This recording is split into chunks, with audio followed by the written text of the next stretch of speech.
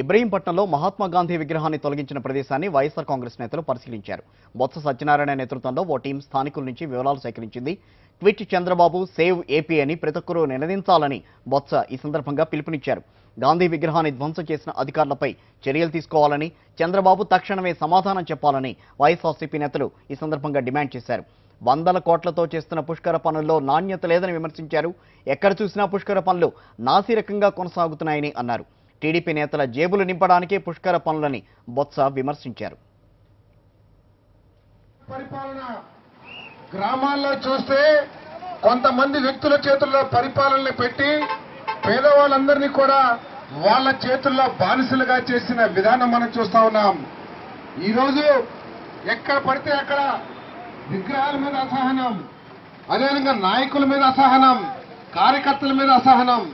నిన్నటి కాక మొన్న విజయవాడ నడిబొడ్డులో ప్రజలందరూ కూడా ఎంతో ప్రేమాభిమానులతో ఏర్పాటు చేసుకున్న రాజశేఖర రెడ్డి గారి విగ్రహాన్ని ఏ విధంగా తొలగించారో ఒకసారి ఆలోచన చేయండి. దాని తర్వాత ఈరోజు గాంధీ గారి విగ్రహాన్ని ఏ విధంగా తొలగించారో ఒకసారి ఆలోచించామని చెప్పేసి మనం చేస్తున్నాం.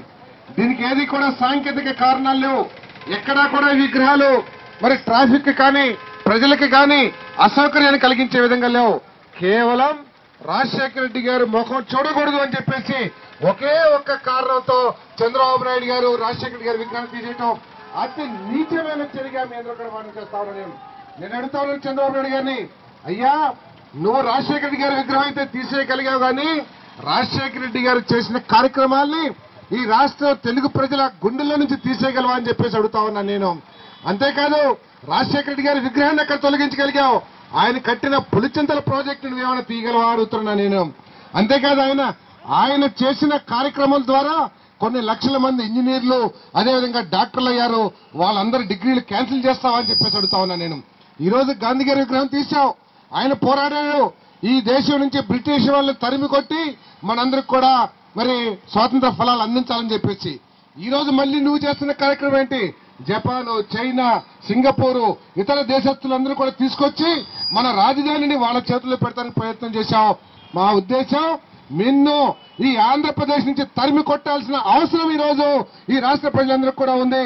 క్విట్ ఆంధ్రప్రదేశ్ అనే కార్యక్రమాన్ని ఈ రోజు జగన్మోహన్ రెడ్డి గారి నాయకత్వంలో బొత్స సత్యనారాయణ గారు అదేవిధంగా మన జిల్లా ఇన్ఛార్జ్ పెద్దిరెడ్డి రామచంద్ర రెడ్డి గారు ఈ కార్యక్రమాన్ని ప్రారంభిస్తున్నట్లుగా మనందరం కూడా భావించి ఈరోజు ఏ కారణం చేత గాంధీ గారి విగ్రహాన్ని తొలగించారు.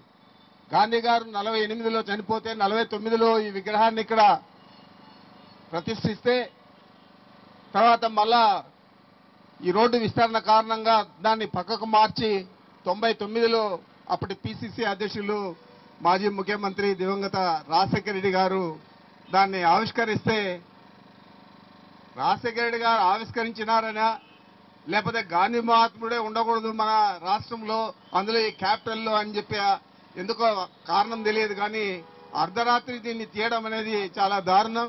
రెవెన్యూ డిపార్ట్మెంట్కి సంబంధం లేదు, ఇది నేషనల్ హైవే వాళ్ళు తొలగించాలా, కానీ వారికి కూడా సంబంధం లేకుండా వారి అనుమతి కూడా లేకుండా రెవెన్యూ డిపార్ట్మెంట్ వారు తీస్తారంటే కేవలం ఇది ముఖ్యమంత్రి గారి ద్వారానే ఆయన అనుమతితో జరిగిందని చెప్పి నేను మీ అందరికీ కూడా తెలియజేస్తా ఉన్నాను.